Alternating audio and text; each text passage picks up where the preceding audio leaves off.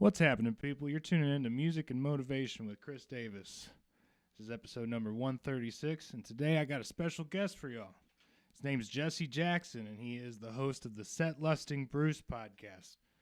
And more on that in just a second. No music today. We're going to get right into it, man. What's up, Jesse? Chris, thank you for having me on. I'm very excited. Let me make sure your guests know I am not the civil rights leader, Jesse Jackson. I am a different Jesse Jackson, but still hope I will be entertaining for you and your listeners. The non-Reverend Jesse Jackson. That's what Exactly. I thought when I first reached out to you. Yes. But here at the top of our episode, go ahead, promote everything. I want you to tell our listeners about what streaming platforms, where they can find you, your email if you promote it, and then tell us a little bit about the Set Lusting Bruce podcast. Yeah, so I am the host of Set Lusting Bruce. It is a Bruce Springsteen fan podcast. Episodes where I have people who are passionate about other musicians and bands join me. Set Lusting Bruce is available on all platforms, everything from Stitcher to iTunes to anywhere you can find a podcast, you can get it. We have this September will be my 6th year of doing this, and I've had over 700 episodes. I've talked to Bruce Springsteen fans from around the world, from South Africa, UK, Russia, Amsterdam, all over the US, Canada. And basically, we just talk about Bruce Springsteen's music and how it has helped us motivate and get through our lives. I've had people talk about Leonard Cohen, the Stone Temple Pilots, John Hyatt, Daryl Hall and John Oates. So if you love music and you're passionate about someone, I want you to join me and share your story. Yeah. My Twitter handle is at Jesse Jackson DFW. And the email for the podcast is setlustingbruce@gmail.com. There you go, Chris. Music moves us all, doesn't it?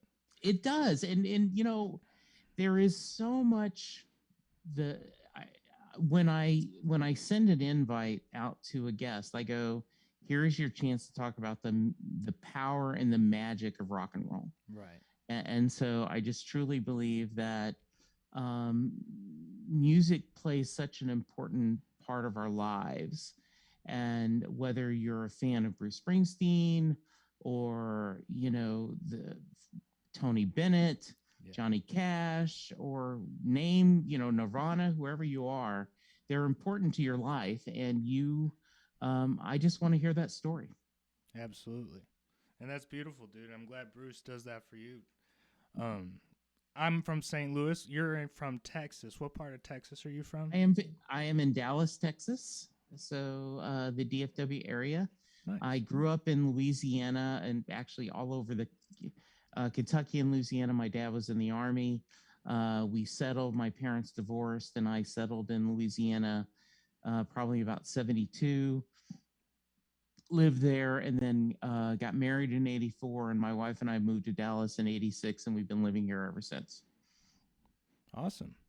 Yes. Awesome. I have a lot of family in Kentucky as well, but mostly raised and born in St. Louis. So okay. And I love the St. Louis music scene. It's really old, lots of blues, lots of jazz, but also a hidden classic rock scene that was formed, and had a whole lot of local bands that never made it big time. But anyways, let's hop into some of these awesome questions I got for you, man. So sounds great, Chris. And it's so cool. Tell us a little bit more about Set Lusting Bruce. I know you told us that you've talked to Bruce Springsteen fans from around the world, and you've talked about a lot more music than just Bruce's music on there. I totally understand that too. But what is here, let me see. What inspired you to get into it? Let's go there. So a couple things. One, this movie Springsteen and I had come out, which is basically a fan-made film of people have recorded little snippets of what Bruce's music meant to them. And then Lynette Carolla, Adam Carolla's wife, had done about 4 or 5 episodes of a podcast where she talked to friends of hers and Adam that were Bruce Springsteen fans, celebrities, like I'm drawing a blank on his name, Phil Rosenbrough, I believe, who created, Everyone Loves Raymond. Right. And she interviewed them, and not about their celebrity, but their Springsteen fandom. And I loved those episodes. And then she quit doing them. So, in the spirit of lighting a candle instead of cursing the darkness, Right. I reached out to our podcast network owner, and I'd already been doing a Doctor Who podcast where we talked, both classic and new Doctor Who. I was doing a Castle podcast at the time, the Nathan Fillion show. I've done, a lot of different podcasts. And I went to Rob, who owns our network, and I says, I want to do a Bruce Springsteen podcast. And he said, okay, what's a Bruce Springsteen podcast? And I said, I'm going to talk to fans, about their love of music. And he says, okay. And he loves telling the story. He hung up the phone. He looked over to his wife, who's the co-owner of the podcast, and said, Jesse's going to do a Bruce Springsteen podcast. I think we'll get a season out of it. And to him, a season is 12 episodes. Right. I'm now 6 years later, 700 episodes. So, yeah. And mad respect, dude. You told me you had over 700 when, we were talking. And just mad respect, dude. We're on your episode 136 of Music and Motivation. So, and most podcasts do not get past 10 episodes. Because people either lose their drive, they lose their enthusiasm, or they run out of things to say. And, what's beautiful about yours is when we talk about this, there is a synergy, right? Because music and motivation that, all of us, I think most people will use music in the simple things, right? Like a lot of athletes have a playlist, right? Like when they're running, when they're jogging, when they're or a gym playlist. Totally. Yeah, a gym playlist. Yeah. But 4 or 5 years ago, I was getting chemo. I had colon cancer, and I had a F cancer playlist that I listened to while I was getting chemo. Yeah. I didn't listen to podcasts. I didn't stream things. I just closed my eyes, and I had a playlist of songs that were upbeat, that were inspiring, that I listened to while I was getting chemo. That is inspiring, dude. And congratulations on making it through that, by the way. Thank you very much, Chris. Task, bro. We use music in so many ways. I use music, again, to motivate myself to clean, to get through my tasks and such. But the real motivator for me is the getting on stage and playing music. Because for me, I'm a musician first, podcaster second. I have 2 bands. Yes. I'm in a jazz band called the Jazz Operators on piano. And I'm also a guitar/lead singer in a rock band called the Forgiving Tree. And we do all original stuff, but I'd say it's like a mesh between Led Zeppelin and Van Halen. Okay. It's pretty powerful. But moving on, the motivators to get on stage. Okay. I will say, you said you like to listen to music, but you also have been in so many podcasts and have, again, 700 episodes of Set Listing Bruce. When I'm trying to relax, I listen to comedy podcasts. I actually can't listen to music in my off time because I'm just so in it every day. I also teach music in the evenings. So, what's interesting, at least to me, Chris, and I hope your audience finds it, you will often talk to showrunners, TV showrunners, that if you're a drama showrunner, you can't watch other dramas. Yeah. You have to watch comedy, because if you're watching a drama, your mind goes to, well, why did they do the act break there? What are they doing? And also if you're a comedy showrunner, okay, well, I can't watch that. So I've got to watch reality TV or something because I can't turn my mind off. Yeah, you're So that's analyzing similar to every you, joke. right? Or yes, 100%. Yeah, like you're a musician, and so it's hard for you to listen to music without analyzing critiquing it. it Yes, and analyzing every it. single Absolutely. part, Yeah. bass, piano, everything. But Yeah. let's hop back to. I'm sorry to divert Okay. a little bit. No. we're talking about how music motivates us, and this leads me to a perfect segue to what pushes you to keep podcasting, to keep striving for success with it. Obviously, the podcast network helps, but So yeah, the stories. Like when I heard you are a musician, my mind immediately said, I need to have Chris on my podcast because I need to talk about when did you first know you wanted to make music? Do you remember the first song you wrote? How do you promote music during a pandemic? How did how much did you miss performing live? And if you have gone back on stage, what was that first experience playing live in front of an audience after a year and a half? So there's 6 questions for you that immediately dropped to my mind that this is why I want to have Chris on the podcast. See, and that has nothing to do, I haven't even brought up Bruce Springsteen, right? right. So that's what I have a curiosity about. I believe I've joked about this. Every Bruce Springsteen fan has a story, and it's my job to capture it. But I believe every person who's passionate about music has a story, and I love capturing that and talking to them. I had someone say, you don't do a Bruce Springsteen podcast, Jesse. What you do is you do an interview show where the host of the podcast is passionate about Bruce Springsteen. Yeah. And I'm like, well, okay, I'll take that. That is pretty cool, though. And I love how you're able to branch out and talk about more than just Bruce. Although, for me, if I were to do that, like, specifically, my favorite band of all time, just so you know, Grateful Dead, through and through. Yeah. You see the tie-dye behind me. It's a cultural thing at this point. But I'm so excited to hop on Set Lusting Bruce and have this conversation. We'll make that happen. That'll good. That sounds great. But I'm glad that you're able to keep pushing and find ways to strive for success. What is the biggest pusher for you for success, though? That's what I want to know. One, the sense of I still get a charge. I don't know about you, Chris, but I love when someone newly discovers the podcast and sends me an IM message via Twitter or Facebook or shoots me an email that says, I just discovered your podcast and oh my goodness, I'm loving these stories. I also get a big charge out of someone joining me on the podcast that's kind of reluctant. Yeah. They're a little nervous. And then at the end of the hour and a half, whatever we spend, they go, oh my gosh, that was so much fun. I totally forgot I was being interviewed.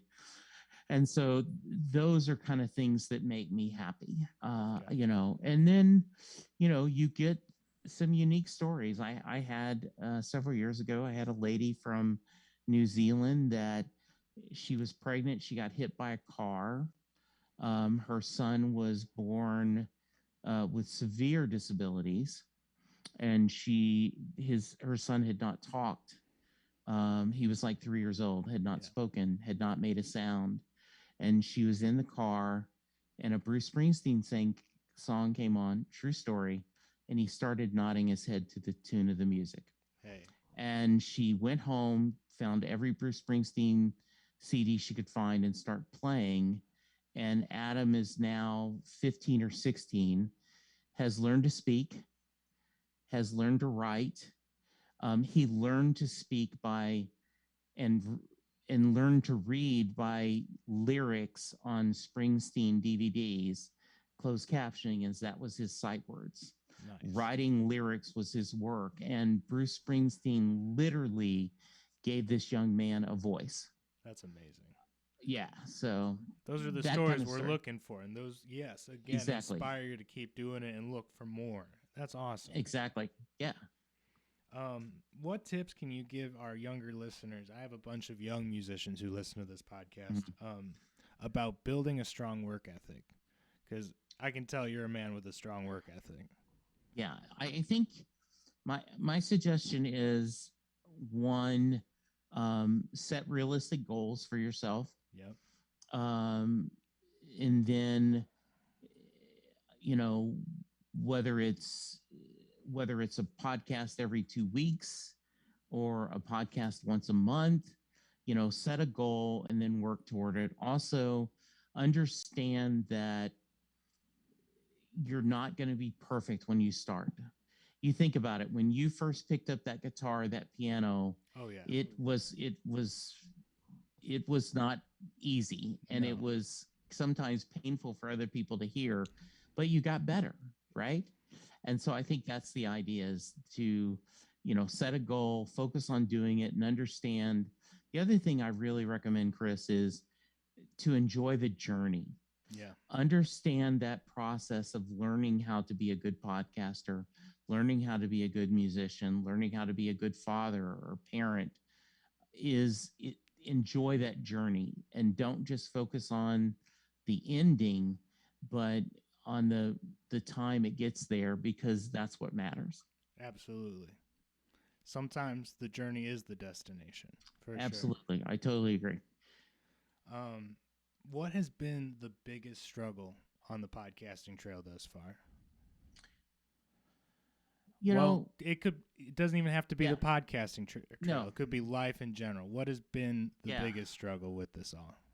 yeah. I think one of the things that on my personal life I've always struggled with weight. Um, Something weird happened over the last 3 or 4 months. I I went to the hospital because I was anemic, and they told me that I had a pretty big sized mass in my stomach, and they were worried it was stomach cancer, and they ended up having to do a gastric bypass surgery for Oh me my to get goodness. the tumor out of my stomach. Luckily, it wasn't cancer, but now all of a sudden at 62, I have a thumb stomach, and I'm learning how to eat new, Yeah. because all of a sudden my eating habits changed. So all of a sudden I'm losing weight because, I had not wanted weight loss surgery, but I needed it. The podcast, I think, I ended up, I stumble a lot. I do a Yeah. lot of vocal tics. I go, Oh, it and happens. so, Totally. and I made the decision early on that instead of spending an hour and a half trying to edit a 45-minute podcast, I show it flaws. Like, Exactly. this is a conversation Chris and I are having. And unless I specifically forget something, and like there's a 3 or 4 minutes while we're looking something up, I don't edit any of the flaws out. I just keep it going, and it comes across as a honest conversation. I Exactly. don't know if that's the best thing, and maybe the podcast would have more downloads and more success if I was a little more professional, but it would make it not fun for me. Yeah. And the idea is, this is I do for fun. Right. I don't get a salary doing this. This is something, I That's have a you. small little Yeah. Patreon page, but mostly I do this because I love talking to people. Exactly. If it makes you feel better, buddy, that's exactly how I do it too. Thank you. The Good. I'm glad to hear that. limited amount of editing. Sometimes if I get some like I do all the gain staging myself, but sometimes if like somebody hops on with a condenser mic and they just keep boosting their signal the whole Yeah. time when I'm pulling it down, if there's like massive clipping, that's when I'll go edit something a little bit. Yeah. If it'll blow somebody's car speakers up, but that's Exactly. Yes, that's about absolutely. it. Yeah. I think yeah, maybe it would do better if I clipped it up and found like 3-minute funny sections or something, but that wouldn't be me. And again, focus on the music too. So Yeah, exactly. this is just the fun side of things. And Yeah, I totally agree. but Good. what has been the biggest accomplishment or also your favorite guest you've had on? Like, So, I've had really a lot of success with other podcasters joining me. Um, I, I've made the joke, and it's only slightly exaggerated. If I have a podcast from Canada on my podcast, we're going to go an hour and a half. oh We're yeah, just not going to run out of things to talk about. for sure. Um, I I did a 2 years ago. I did a um, a s- a basically for Lent, I did a new episode every day. So like 40 days of Springsteen. That's crazy. And that was, yeah, it was That's a a lot. new podcast every day, sometimes only 10 or 15 minutes, Yeah, that's okay. you know, some regular. That was an exciting thing. Hitting 6 years you know, September will be 6 years. I Yeah, think that's that's pretty no good. joke. Um, I've had Maureen Van Zant, who is Little Steven's wife, who was, you know, she played his wife on The Sopranos, and she's an actress in her own mind. She's been on the show a couple of times. I've been able to have multiple Springsteen podcasters on the show. Um, and, you know, I've just had the Philly Elvis, which if you've ever Yeah. seen the show there, that the Springsteen and I, he's been on. So, you know, I just have had, I think what I'm most proud of, Chris, is that there is this network of fans and guests on the show. The other day, to celebrate the 6th anniversary of the podcast, I had a roundtable that, and we took turns picking what was our favorite five, sixth tracks of Bruce's studio album. So you take each studio Yeah. album, what was track number 6, and you Which one's pick your your top favorite? 5. Yeah. So I had someone from the UK, from Chicago, from New York, and South Africa, and me in Texas, all on one podcast. And you go, that's freaking cool, That is pretty cool. right? Yeah. Man, that is pretty awesome. And the longevity, man, that's something to really be proud of too, bro. Thank you, sir. I appreciate that. Um, well, that's all the questions I had prepared. And Okay. Jesse, I'm excited to do your podcast too, and I'm Yeah. definitely going to share it and let everybody know the week it drops, and that'll be early mid September Okay. ish. Sounds right? good. Yeah, and Uh, I'll send you a link to my booking calendar. We'll get you on. We'll talk about it, and we'll do one of the things. And I'm not going to ask you now, but your audience should know. You know, you have some great questions, but I usually ask about growing up. yeah, You know, what kind of music did you listen oh, to totally. as a child in high school? And then I end every episode with the Mary question. And so I'm not going to ask you now, but I want to you kind of tease your audience. Is if you listen to Bruce Springsteen's song Thunder Road, at the end of the song, he says, Mary, climb in. This is a town full of losers. I'm pulling out of here to win. And the question I ask is, does Mary get in the car? And the whole song is about the the the singer is saying, Mary, let's get in the car. Let's leave this loser town together. Yeah. And I always ask every Does guest, she? do you Yeah. get in the car or not? And so I want you to I'll go think listen about to it. Thunder Road, think about it, and then when you're on my show, I'll ask you that. Sounds good? Yeah, totally, dude. Sorry, you were All cutting right. in and out, but I got all Yes, of that. yeah. I got all All of right, it. great. Um, So, yeah, thank you so much for having me on there. This one is other great. question I totally Sure. forgot that I like to ask all my guests, and I bet Yeah. I know the answer. I bet I know the answer. Okay. Best concert you've ever been to your entire life. So I'm going to surprise you.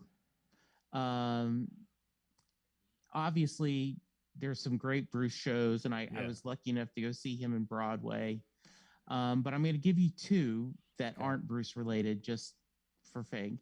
In the late 70s, Harry Chapin came to Lake Charles, Louisiana, and because of a storm, he did not have his band. So it was him and his guitar on stage, and I swear he played, it feels like 3 hours. That's It was amazing. probably only 2 hours. Just Harry Chapin playing his Solo guitar, song, acoustic. singing songs, telling stories. That was amazing. And then right in the middle of Linda Ronstadt was touring with the Neville Brothers. Oh man. Because, she had that album where Yeah. Aaron Neville and her did duets. And the Neville Brothers opened. Then Linda came out, and then her and Aaron did some songs together, and that was a great show. It was a really, really good show. So and then there's a local singer songwriter named Sarah Hickman who I have seen hundreds of times. Because kind of like people that are fans of you, so that they become fans of you and your band. Yeah, we got to support the local artists too, and exactly. Shout out to the local Dallas local scene, bro. That's awesome. Exactly. And so when my wife and I were much younger, like in the late 80s, 86, 87, Sarah would play every Monday night at Club Dada. And so my wife and I would get home about 5:30, 6 o'clock, take a nap, set our alarm for like 9 p.m., get up, drive to downtown, Dallas, Deep Ellum. Sarah would start at 10. She'd go to midnight, and we'd watch her that 2 hours, and then would drive home and then go to work the next day. Yeah, that's awesome. Hey, you're troopers, dude. That's awesome. And that's what you got to do to support the local music scene. Absolutely. So I like to have my guests run through a couple of the segments that I have too while we're here, and we can run through them quick. I know how much time you got, buddy. I'm still good. Okay, we can make it happen in 15 minutes tops. Okay. All right, sounds good. First one, we have our tips for surviving the week, and we touched on this earlier, man. Tip number 1 for surviving the week is set realistic goals. Everybody, that's what you were saying. This is what I tell my people. Is every week I write out every single day on a notebook. Like I give myself 4 spaces, and I try to write out 4 realistic goals for myself each day. That way I physically have to cross them off as I knock them out, okay? I've always done really well with lists, but I hate like calendars and planners, so I just do it my own way. Yeah. But whatever works for you guys. Planners are cool, but make sure you're trying to knock 2 to 3 like tiny goals out of the way every day, because those tiny goals build up to big goals that you can set like for the long term, right? Yeah. I know this is easy stuff, but I mean, not everybody knows it for real, especially musicians. Absolutely. You got any tips for surviving the week? Yeah. So I've kind of talked about earlier about enjoying the journey. Bruce Springsteen has a song called Better Days. And the 3rd verse says, "Now a life of leisure and a pirate's treasure don't make much for tragedy. It's a sad man, my friend, who's living in his own skin and can't stand the company. Every fool's got a reason for feeling sorry for himself and turning his heart to stone. Tonight, this fool's halfway to heaven and just a mile out of hell, and I feel like coming home. These are better days." The song to me is about focusing on the here and now. Too many people, and I love that line, living in his own skin and can't stand the company. Right. We all have compromises and decisions we have to make to get through life. But I think, am I going to be comfortable with this decision? Can I live with this compromise? Am I going to be comfortable in my own skin? I think is truly understand that, make the best decision you can, and then live with it and understand it. So I do that. I also think, just try to be kind to people. Right. This is a scary time, Chris. There's a lot of people going on. There's a lot of people that are not the brightest bulbs. And we are a very fractured society, right, left, conservative, divisive, liberal. Mm-hmm. And just try to be a little bit kinder to your neighbor. Right. Can't hurt. Can't hurt at all. I try to tell everybody to forget about the political views right now. It's cool to have your own opinion. It's cool to have your idea of the way things should work. Yeah. Who cares what everybody else thinks? Because, you know what I mean? We got to love our neighbors either way. They're still going to be living there. You know what I mean? Absolutely. Yes. So, respect everybody. The 3 things that make a savage, in my opinion, are love, loyalty, and respect. Okay? Yes. So that's what I preach to my people. Just reminder everybody, try to have that love, loyalty, and respect, okay? I think that's great. Let's move on. Let's have some tips for musicians and music lovers. And our number one tip every week, I keep reminding these fools. Yeah. Keep practicing, okay? 20 to 30 minutes. If, 3 to 4 times a week, 20 to 30 minutes. You're going to get that exponential train to success, okay? So I'm going to step in just for a moment. I can't remember who wrote this. It may have been Lawrence Block, but there was a writer that said you should write 2 pages every day. Right. And if you say you don't have time to write the 2 pages, write down what's stopping you from writing the 2 pages. And he says very quickly you'll learn that you're just making an excuse on why you can't write, and you should just quit lying to yourself and say you don't want to be a writer. So I think that's similar, right? You're going to practice, and it is you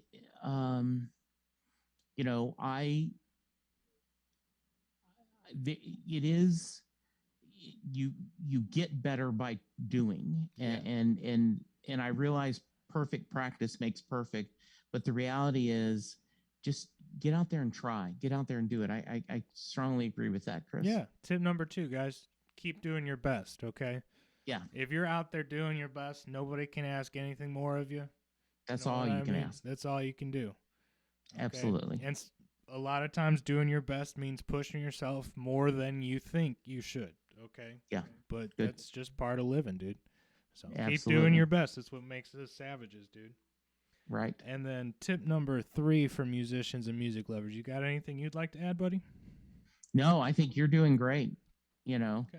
And I have also, this is going to sound corny, right? But, it sounds like the mom and the papas. Make your own kind of music, sing your own kind of song, right? Do what makes you happy, Do what makes you happy. Absolutely. If you are not hurting someone, make that and embrace the fact that the reality is there are no such thing as guilty pleasures. If music makes you happy, then good for you. Right. If it's Taylor Swift, whether it's Johnny Cash, it's Blake Shelton, it's Eminem, it doesn't matter. Metallica, Bruce Springsteen. If it makes your day better, it's good music. Yeah. Exactly. Which was something I had to learn as a musician, because growing up, you had very eclectic taste in music. Sure. Got a lot of hate for what I listened to, so I threw a lot of hate back, and I realized, no, dude, everybody's sense of music, opinion of music is valid, and if it impacts your day in a positive way, tremendous. Amen. So tip number 3 for musicians, guys, keep believing in yourselves, man. And here's the deal. Small steps at a time. That's what I'm saying. 3 to 4 tiny goals a day. Get to the big goals down the road, okay? Yeah. My man Jesse would not get to 700 plus episodes if he didn't, I bet there were a few times you thought about giving up or thought, man, that maybe this is the last season. But you keep pushing, okay? And look where he's at. Talking with me. Exactly. So, what's your favorite album? It's going to be our album of the week this week. So you gave me that, so I have 5, but I'm going to throw top 3. How about top 3? Yeah. So I'm gonna. Bruce Springsteen put out a brand new album at the end of last year called "Letter to You." He's 70. This is an album that he and the E Street Band went into his home studio and recorded in 4 days. It is a unique album. Apple TV has a documentary of them building it. I really recommend, if you have never listened to a lot of modern Bruce Springsteen, check out Letter to You. It is really, really interesting. A classic is Pet Sounds by the Beach Boys. Yep. I listen to Pet Sounds at least every few months. It is, Brian Wilson and the boys. It's just something amazing. Love and Mercy, the film with John Cusack, kind of talks about that, the making of Pet Sounds. And then the last one is Stolen Moments from John Hyatt. I'm a big John Hyatt fan, and that is one of his favorite CDs. But if there's one, I would, and absolutely right, like Bruce Springsteen's Born to Run, Darkness on the Edge of Town, The River, Born in the USA, Nebraska. You can just go on and on his catalog. Right. But the latest album, both Western Stars and Letter to You, are worth checking out. Okay. And I definitely got Letter to You. I'm going to have to check that out. I have not heard of it yet. Okay. Yeah, and just to give you a little background, Chris, he was in a band called the Castiles when he was in high school. And his friend George Steese died fairly recent, and it hit him that he was the last surviving member of that high school band. And that was what kind of was the start of writing the album. So when you listen to it and think about it from that angle, I think you're going to enjoy it. Okay. Knowing the whole story on an album sometimes makes it too, right? So absolutely. Yes. So then my last album segment, which I kind of forgot to do last week. So That's sorry, okay. gang, is Jesse Jackson. Okay. Thank you for coming on, my man. But I also wanted to say, hey, is there someone in your life who is a savage, who really exemplifies those goals, those 3 defining factors of a savage? Is there any savage of the week that you'd like to? Yeah, this will come across sappy, but okay. I was sharing with you that, in April I started getting very sick, and in May 25th I had, stomach surgery.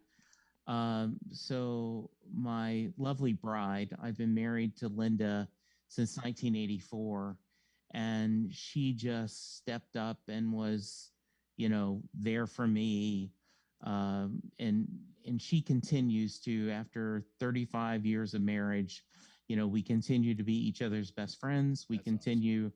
That I tick her off sometimes. She ticks me off sometimes.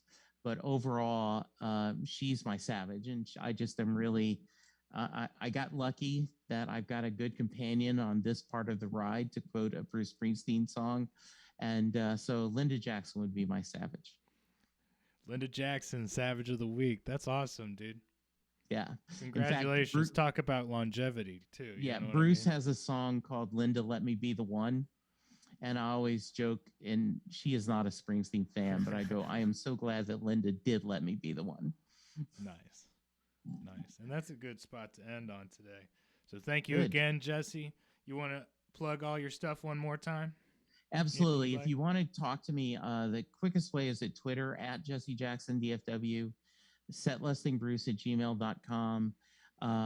Reach out to me if you love music. If you're passionate about a band, I would love to have you join me on the show. I'm already working on, my 6th year of episodes. And so please check out Set Listing Bruce and kind of pick out some episodes and try them and let us know. And if you don't like what you hear, email me and tell me why. So, but I think you're going to find something you like. Awesome, man. Well, thank you again for coming on today, Jesse. I'll let you have the rest of your lunch break, dude. Thank you. Thank you, Chris. We'll talk to you soon. Goodbye.